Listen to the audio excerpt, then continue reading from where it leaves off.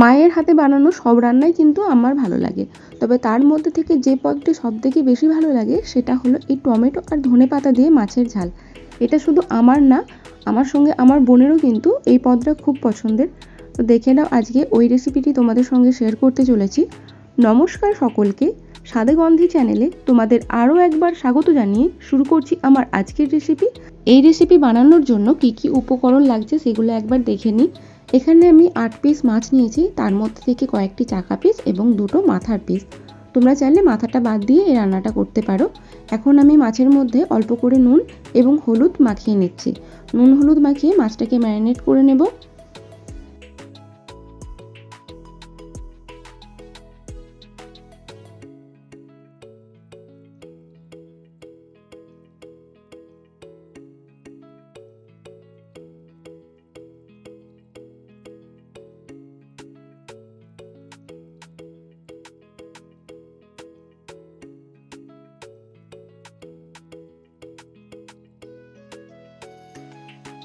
মাছের এপিট ওপিট ভালো করে নুন হলুদ মাখিয়ে মাছটাকে 10 মিনিট ম্যারিনেশন করে রেখে মাছটাকে ভেজে তুলে নেব।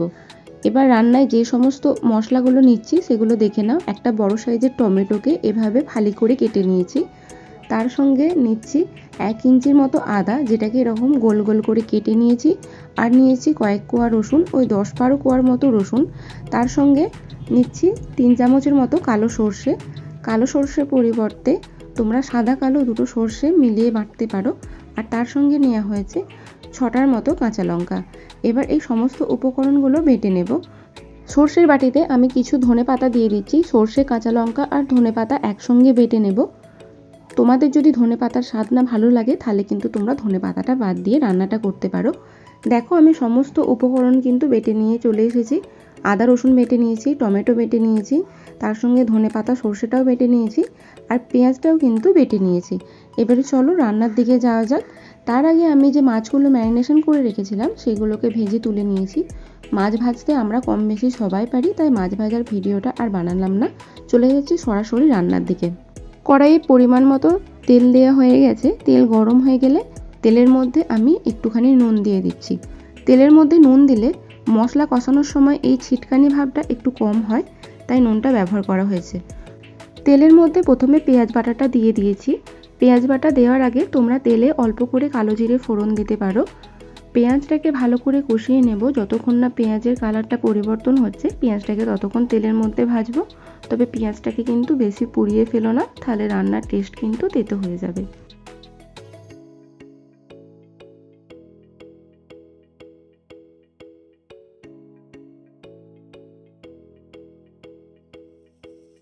দেখো পেঁয়াজের কালারটা কিন্তু পরিবর্তন হয়ে গেছে। এখন আমি এর মধ্যে আদা রসুন বাটাটা দিয়ে দেব। আদা রসুন বাটা দিয়ে ভালো করে মশলাটাকে কষিয়ে নেব। যতক্ষণ না আদা রসুনের কাঁচা গন্ধ দূর হচ্ছে ততক্ষণ কিন্তু আদা রসুনটাকে ভালোভাবে কষিয়ে নিতে হবে। যদি তোমরা দেখো যে এই সময় তলাতে আদা রসুনের পেস্টটা লেগে যাচ্ছে তাহলে অল্প একটু জল ব্যবহার করতে পারো মশলাটাকে কষানোর সময়।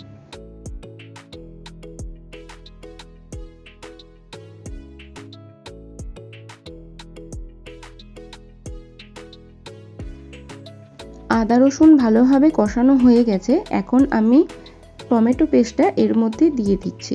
এটাকে দিয়েও কিন্তু ভালো করে কষিয়ে নিতে হবে। এক একটা মশলা দিয়ে কিছুক্ষণ সময় ধরে কষাবে, যাতে করে মশলার যে কাঁচা গন্ধটা থাকে সেটা না বের হয় মশলা থেকে। টমেটোরও কিন্তু একটা কাঁচা গন্ধ থাকে, সেই কাঁচা গন্ধটা যতক্ষণ না দূর হচ্ছে ততক্ষণ মশলাটা কষাতে থাকবো।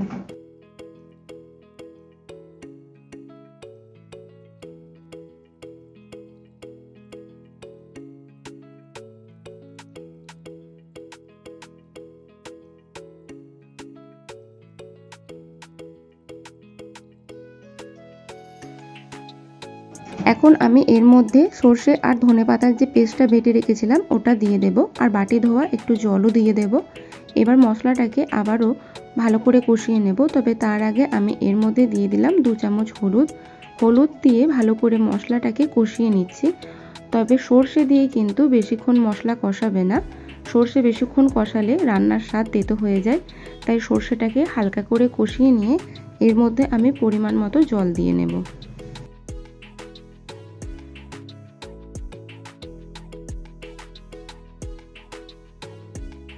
সর্ষে দেওয়ার পর মশলাটাকে 2 মিনিট কষিয়ে নিয়েছি। এখন মশলা থেকে ভালোভাবে তেল ছেড়ে এসেছে। তো এখন আমি যতটা পরিমাণের গ্রেভি চাই তার থেকে অল্প একটু বেশি পরিমাণের জল এর মধ্যে দিয়ে দেব। জল দিয়ে মশলাটাকে 10 মিনিটের জন্য ফুটতে দেব।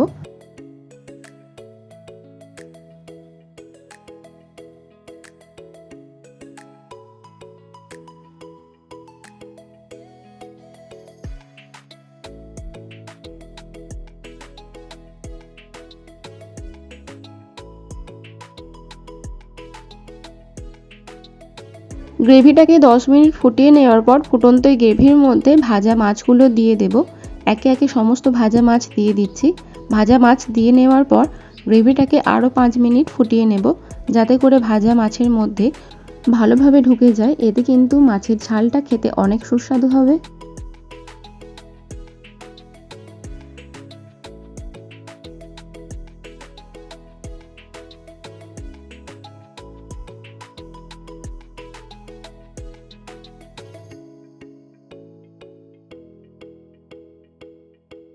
মাছের ঝালটা এখন একদম রেডি হয়ে গেছে। এটাকে আমি নামিয়ে নেব।